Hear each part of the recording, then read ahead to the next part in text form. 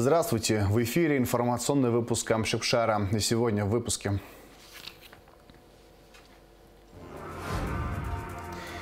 Медики за жесткие меры. Кампания по вакцинации от коронавирусной инфекции проходит медленно. В Абхазии самый разгар сбора цитрусовых. Датский совет подводит результаты проекта в поддержку социально-экономической интеграции уязвимых групп населения Абхазии. В связи с эпидситуацией столичная мэрия не планирует массовых праздничных мероприятий. В соответствии с пунктом 15 статьи 53 Конституции Республики Абхазия и статьей 7 Конституционного закона Республики Абхазия о выборах депутатов Народного собрания парламента Республики Абхазия президент Аслан Бжаня подписал указ о назначении выборов в Народное собрание парламента Республики Абхазия, сообщает пресс-служба главы государства. Парламентские выборы состоятся 12 марта 2022 года. В Сухуми началось свертывание мобильного многопрофильного госпиталя Минобороны России. Военный госпиталь работал в круглосуточном режиме с 18 августа по 13 декабря. За 5 месяцев было принято более 1800 человек. Из них амбулаторно 1160, стационарно 650 пациентов. Все пациенты выписаны из госпиталя, предварительно получив рекомендации на дальнейшее лечение. Вместе с тем, как заявил Эдуард Будба, сворачивание мобильного госпиталя наложит большую нагрузку на наши медучреждения. Минздрав уже готовится к отъезду российских медиков. Формируются дополнительные дежурные бригады и отделения. А в понедельник в Гудаутском ковид-госпитале уже открыто дополнительное отделение на 30 человек. В Абхазии продолжается кампания по вакцинации от коронавирусной инфекции. Однако эта мера не очень востребована среди населения. Наблюдаются низкие темпы вакцинации среди медперсонала. Сарей Кварацхелия побывала в Институте экспериментальной патологии и терапии. Сотрудники института, как никто другой, знают о вреде вируса и необходимости вакцинации. Большинство из них уже привились и подают пример своим коллегам. Несмотря на все предпринятые меры по популяризации вакцин от коронавируса, многие в республике пока еще предпочитают не совершать визиты в прививочные пункты. Примечательно, что в их число входят и медицинские работники, уклоняющиеся от этой процедуры под самыми различными предлогами. А есть и те, кто с пониманием относится к вакцинации. Сотрудники научно-исследовательского института экспериментальной патологии подают хороший пример. А все благодаря директору института. Год тому назад, когда мы увидели, что и темпы вакцинации низкие, и тогда был как раз подъем заболеваемости, я всех собрал, и, наверное, это не очень было законно по тому времени, но сказал: те, кто не будет вакцинироваться, пусть идет домой и сидит дома без зарплаты. Мы собрали людей и так заявили, и после этого мы просто в некоторых случаях вынуждены были посылать людей домой. Не выгоняли с работы. Сегодня мы все находимся в одном большом очаге инфекции. Так что вакцинация – это не просто вопрос своего личного здоровья. Это безопасность близких, коллег и страны в целом, добавил Зураб Микваби. Количество больных-то увеличивается. А смотрите, сейчас вообще ситуация очень плохая, потому что русский госпиталь уже уезжает. А все наши стационары, они заполнены, просто заполнены. Вот. Поэтому если мы не сделаем упор на вакцинацию, я не знаю, будет очень плохо. Некоторые страны Европы и некоторые регионы российские приступили к обязательной вакцинации. Вот. И я думаю, что нам нужно идти по этому поводу. В научно-исследовательском институте экспериментальной патологии работают 229 сотрудников. 70% уже привиты. Здесь проводили и проводят ряд экспериментов по выявлению и лечению сложнейших заболеваний. По сей день в лабораториях испытывают вакцины, которые дают положительный результат. Сомнений эффективности прививки от коронавируса нет, говорят специалисты. Мы здесь занимаемся доклиническими исследованиями вакцины. Как раз сотрудничаем с институтом Гамалеи 10 лет уже, и поэтому мы доверяем, я лично доверяю, и с удовольствием привела всю свою семью и сделала прививку. Я как научный сотрудник НИИ немножко не понимаю тех врачей, которые дают отрицательный ответ на вакцинацию в плане того, что не хотят сами вакцинироваться, своих родственников не хотят вакцинировать. Мне это непонятно. Теона Каландия тоже вакцинировалась. Она заведующая лабораторией экспериментальной гематологии. В ее подчинении больше 10 человек. Самому старшему сотруднику 85 лет. Все они привиты. Сильный иммунитет – это своего рода броня для организма, считает Теона. Медицинские работники в силу специфики своей деятельности нуждаются в особо прочной, непоколебимой защите здоровья. Такую защиту эффективно обеспечивает вакцинация, добавила она. Я считаю, что медперсонал находится в зоне риска. А если есть возможность хоть какой-то повысить шанс выживаемости или не заболеть. Мы все знаем, что вакцина – это не стопроцентный вариант не заболеть. Но, тем не менее, она резко повышает шансы хотя бы не свалиться пластом. Даже когда вакцинирован болеет тяжело, это совершенно другой процент людей. Их намного меньше, чем если бы это было не вакцинировано.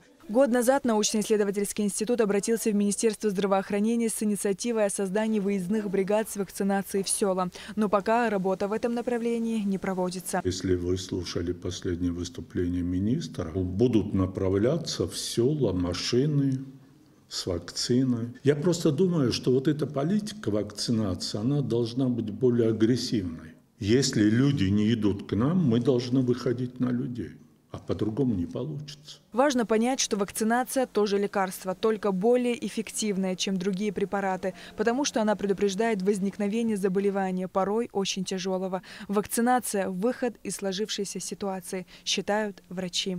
Сария Кварацхель, Алексей Баструков, Абхазское телевидение. Середина декабря. Это значит, что сейчас самый пик мандаринового сезона. Крестьяне уже активно приступили к сбору цитрусовых. Абхазский мандарин уже давно узнаваем на вкус и виды и славится на рынке экспорта. Ведь недаром именно он является атрибутом любого новогоднего стола. О том, какой урожай цитрусовых ожидается в этом году, сколько уже собрано и экспортировано, расскажет Гугуца Вардания. Теплый солнечный день. Даже сложно представить, что уже почти через 2 недели Новый год. Но на этой цитрусовой плантации как никогда чувствуется приближение праздника. В воздухе запах мандаринов. Середина декабря. А это значит, что плодам цитрусовых деревьев самое время поспевать и спешить к новогоднему столу. Работа в цитрусовом совхозе «София» кипит. Сейчас здесь идет активный сбор мандаринов. На территории почти в 92 гектара ежедневно работают около 30 человек из разных районов республики. При сборе за 1 килограмм им платят 5 рублей. Алина Пилия каждый день приезжает сюда из Бабушары. И сколько день рабочий ваш длится? До 4, до полчетвертого, до 4. Тяжелый процесс, да? Так, смотря какие деревья, наверное, и сколько мандарин висит. С такой же легкостью собирает солнечные плоды и Людмила Квицини. Она, как и некоторые другие работники, приезжают сюда на заработки из пчелов. Каждое утро привозят, никто нас не обижает. Водитель хороший, очень внимательный. Сколько вас человек приезжает? Человек 20. Вы уже сколько лет приезжаете сюда? 2-3 года. Я тут мало работаю. В день каждый работник собирает около 20-25 ящиков мандаринов. Главное – собрать их так, чтобы не повредить плоды. После сбора цитрусы попадают в сортировочный цех. Этот принадлежит совхозу «София». Кстати, здесь трудятся не только жители Абхазии. Например, эти женщины ежегодно приезжают на заработки из Луганска. Они занимаются калибровкой мандарин. Мы сортируем. Здесь идут хорошие, туда выбрасываем рыжие, рваные, плохие, больные. Сколько по времени этот процесс занимает? У нас 2 смены, мы работаем 2 смены, с 8 утра до 11 вечера. Сюда уже приезжаем 27 лет. Вот сюда мы приезжаем.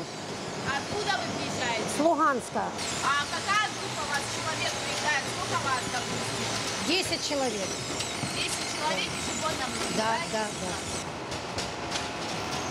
Да. Работа сейчас в этом цеху кипит. Каждый день через эту ленту проходит около 20 тонн мандаринов.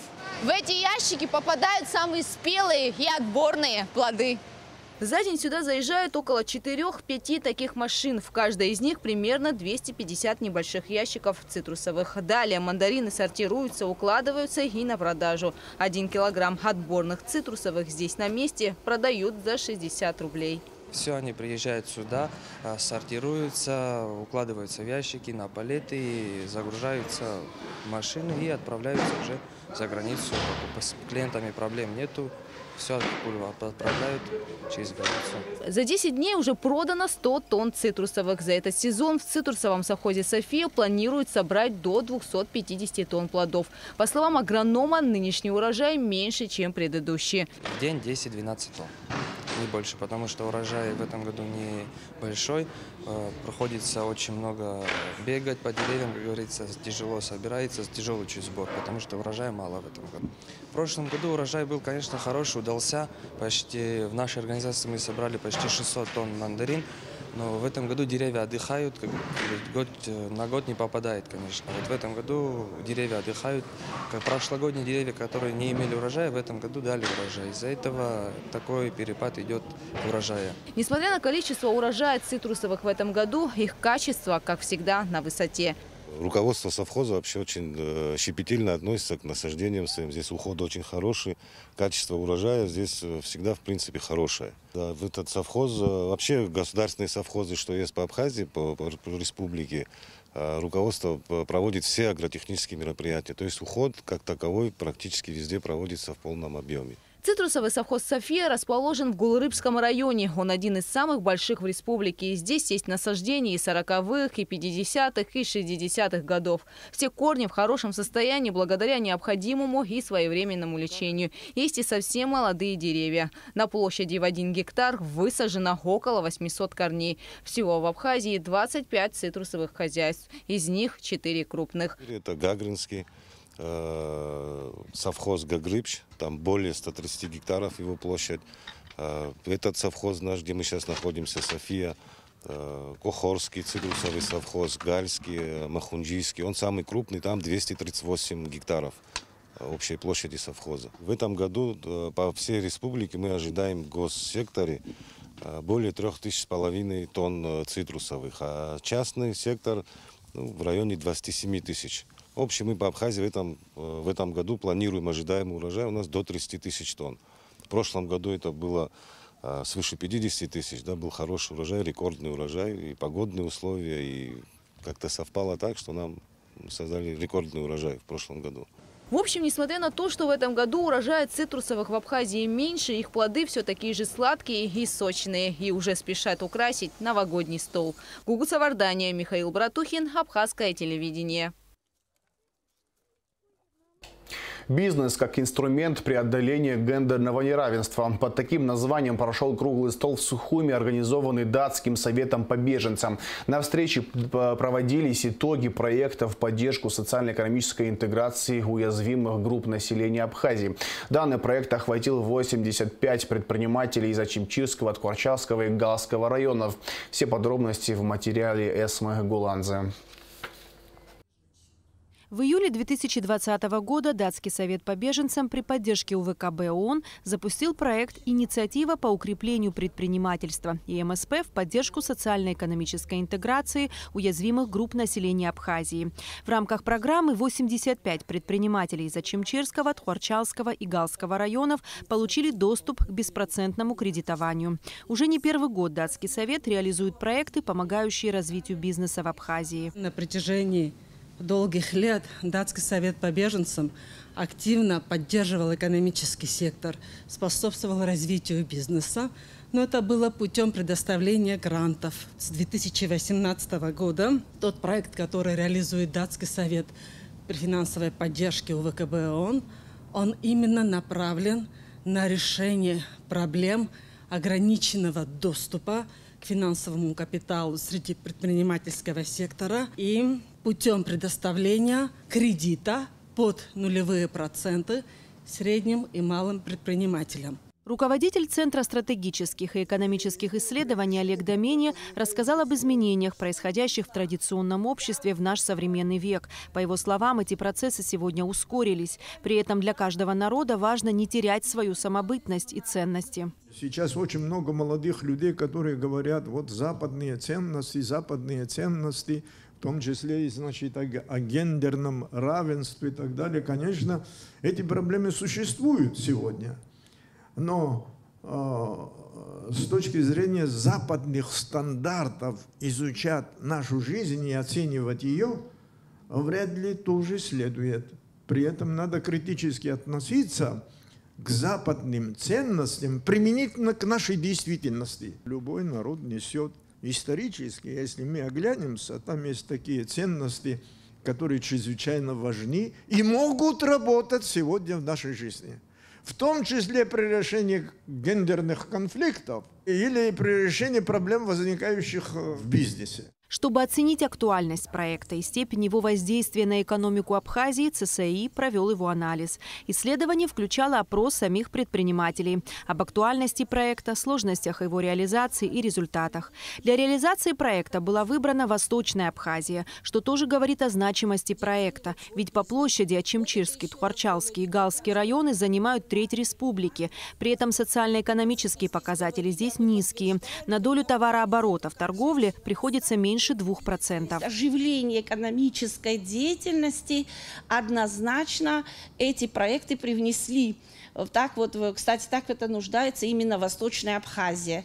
Ну и косвенные эффектов тоже, мы в большом отчете об этом будем говорить, а здесь вот косвенные эффекты, они тоже, вот это преемственность поколений, когда молодые остаются, помогают своим родственникам, своим, я имею в виду, родителям. Кроме того, об успешности программы по беспроцентному кредитованию предпринимателей говорят и другие факторы. В их числе процент возврата, который составляет 80%. На круглый стол были приглашены женщины-предприниматели, принимавшие участие в проекте. Среди них жительница Очимчирского района Мадина Шоуа. Она ведет 2 бизнес-проекта – цех по изготовлению блоковой плитки и частный детский сад. Та возможность беспроцентная, которая сегодня дается, мы берем с этого хорошие плюсы, потому что мы можем взять? Мы можем приобрести то, что необходимо нам для нашей работы. В моей практике это касаемо этого же, например, сырья, да, в производстве, инвентаря в детском моем заведении. Профессиональный модельер-дизайнер Ирина Смирнова занимается пошивом одежды в Галском районе. У нас нет ни дома модели, ни ателье, ничего. И вот тут вот как бы я вышла на прекрасные просторы Гальского района. И с помощью Датского совета, естественно, они меня пригласили в проект. У меня все сложилось. Я открыла собственное ателье.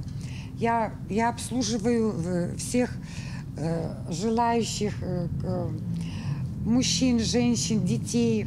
Обучаю молодежь. У меня есть ученицы, которые уже работают со мной, которые развиваются. Датский совет по беженцам был создан в Дании в 1956 году. Организация оказывает помощь беженцам во всем мире, предоставляет им чрезвычайную помощь и борется за их права. Эсма Гуланзе, Саида Гухава, Абхазское телевидение. Воспевший Абхазию памяти Фазилия Искандера в Берлине прошла лекция о творческой и жизненной биографии поэта и писателя. Полномочный представитель Абхазии в Германии, член Координационного совета соотечественников Амич Бахибла выступила на мероприятии в роли эксперта. На лекции были представлены фото и видеоматериалы, зачитаны отрывки из его произведений.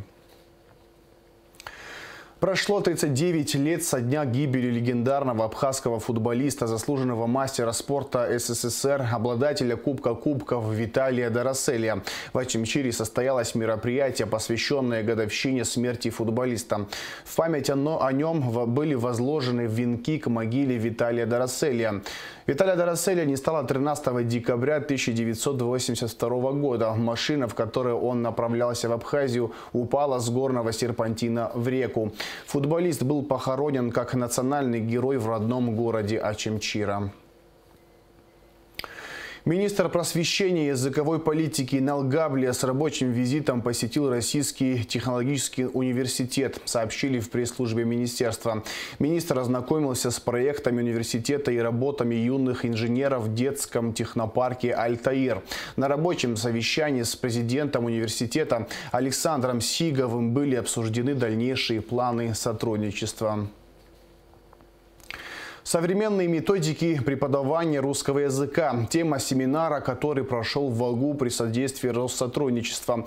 До начала мероприятия гостей принял проректор АГУ по международным связям и экономическим вопросам Даур Ковы. В семинаре приняли участие 54 преподавателя из всех районов Абхазии. Данная программа поможет в совершенствовании владения технологией, методами и приемами обучения русскому языку, организации учебного процесса. Тренинг будет проходить 2 дня, и по окончании участникам будут вручены сертификаты. План проведения предстоящих новогодних праздников обсуждался на совещании у главы администрации Сухума Беслана Эшба. Как сообщается, во избежание массового скопления людей больших новогодних представлений у главной елки на площади Свободы не будет. Однако с 20 декабря установят сборно-разборные павильоны. Они будут работать с соблюдением всех санитарных норм. Также для детей и в этом году будет установлен каток. Подробнее о праздничных мероприятиях в репортаже пресс-службы столичной администрации. Новогодних мероприятий, которые будут создавать массовые скопления людей, в Сухуме не планируется. Об этом стало известно на совещании у главы администрации столицы. Хочу сразу сказать о том, что как таковых мероприятий не планируется.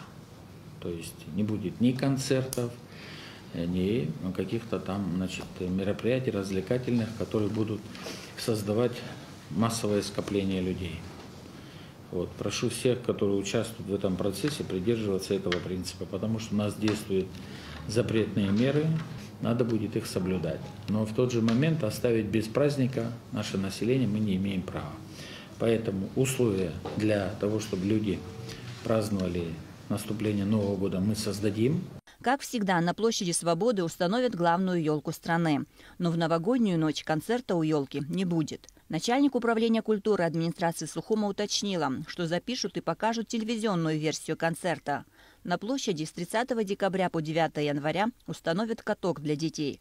С 25 декабря по 10 января в небольшом кинотеатре на открытом воздухе будут демонстрироваться мультфильмы для совсем маленьких, а также сказки и фильмы для подростков. Новогодние утренники продолжительностью не более часа будут проведены для детей у елок в микрорайонах Сухума с 25 по 30 декабря. Только елка для детей, никаких других мероприятий, уточнила Наала Хашик. Постараемся сделать так, чтобы эти мероприятия, касающиеся мероприятий, которые будут проводиться в микрорайонах, насколько это возможно, все мы соблюдали, чтобы прошло все хорошо. Что касается мероприятия в микрорайонах. И это не мероприятие, а проведение елки для детей. Вот так же обстоят дела, правильно? Да. То есть появятся там некие аниматоры, которые поздравят детей с Новым годом. Ну и кто-то расскажет стишки, кто-то чего-то споет и так далее. Начальник управления образования рассказала, что для воспитанников детских садов новогодние утренники проведут в их учреждениях. А для каждого ребенка администрация Сухума преподнесет подарок. Общеобразовательные школы утренники для младших классов также проведут у себя. Для среднего звена учащихся школ у главной елки пройдет музыкальный флешмоб. Примут участие общеобразовательные школы на площади. 7 дней по 1 часу мы продумываем мероприятие. Музыкальный флешмоб на 2 дня разбили, интерактивное музыкальное представление для детей у елки на воздухе. Ученики старших классов, если будут участвовать, в обязательном порядке, с учетом всех ограничительных мер. То есть маски, дезинфицирующие средства рядом. Даже говорим мы когда о утренниках. Глава администрации Сухума подчеркнул, что во всех местах проведения детских мероприятий должен соблюдаться санитарный режим. И тут важно поведение самих родителей. Необходимо, чтобы все они были в масках. Нарушение правил нахождения в людном месте чревато отменой всего мероприятия. Беслан Эшба заметил, что руководители и сотрудники районных управ несут ответственность за безопасность людей. То, что мы ради детей идем там навстречу, в каждом районе проводим елку для детишек с учетом жесткого контроля со стороны родителей, да, в этом случае, когда родители должны обязательно все, значит, эти меры предусматривать. Вот с таким условием ответственность будет на вас, управы, но еще будем туда подключать управление внутренних дел, чтобы поддерживали порядок, чтобы не доводили ситуацию, чтобы прекратили это, так называемое проведение елки для детишек. Празднично-красочный фейерверк выпустят в столице во знаменование наступления 2022 года. Салюты устроят и в микрорайонах столицы. Новогодняя инсталляция появится в парковых зонах и на набережной столицы. При оформлении парка у площади Свободы к администрации присоединится и торгово-промышленная палата, которая взяла шефство над этим парком. Также к 20 сентября на площади установят сборно-разборные торговые павильоны. Предприниматели предупредили, что главное условие их нахождения там – соблюдение санитарно-эпидемиологических правил. За этим будут строго следить сотрудники администрации. Ну и дополнительно, так же как и в прошлом году, по договоренности с предпринимателями будут выделены купоны для предоставления их детям из социально незащищенных слоев населения по тем спискам, которые мы получим из управления социального обеспечения. Минимум мероприятий при максимуме порядка. Так напутствовал мэр присутствующих при реализации немногочисленного праздничного плана. Обязательно, что касается санитарных дел, помимо ковида, еще чтобы не разводили мусор, это раз, да, и значит, внутри, чтобы была санитарная ситуация в самих павильонах, вот, чтобы была на высшем уровне. Надо будет пометку сделать, Алла Ивановна дать поручение, чтобы контролировать. И обязательно определить сейчас с 31 на 1, может нет такой необходимости, у всех Новый год, обязательно ответственных лиц по администрации, кто каждый день является ответственным лицом по площади. Муниципальному предприятию благоустройства поручено следить за чистотой на площади Свободы и убирать мусор не раз в сутки, а в течение дня по мере его накопления. 31 декабря до 22 часов организуют бесплатный общественный транспорт. С пассажиров автобусов и троллейбусов взиматься плата за проезд не будет. Амра Амичба, Алексея Гухава, пресс-служба администрации города Сухум. Часы на башне администрации Сухума отремонтированы. По словам мастера часовых дел Альберта Зухба, проблема заключалась в шестеренке часового механизма. Прокапали масло, сделали смазку, шестеренку менять не пришлось. Так как часы очень старые, детали стираются часто. Периодически их необходимо смазывать, вытачивать и менять. В связи с проведением работ по укладке бордюрных камней на улице Гулия 14 декабря будет перекрыто движение на участке улицы Гулия от улицы Имама Шамиля до улицы Чачба. Движение будет перекрыто с ночи до вечера. И в завершении выпуска о погоде.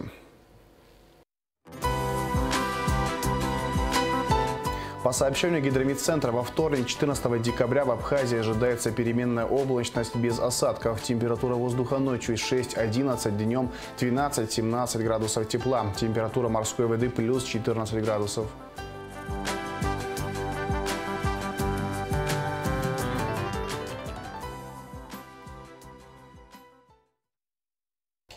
На этом информационный выпуск Камчи-Ушара подошел к концу. Всего хорошего. До свидания.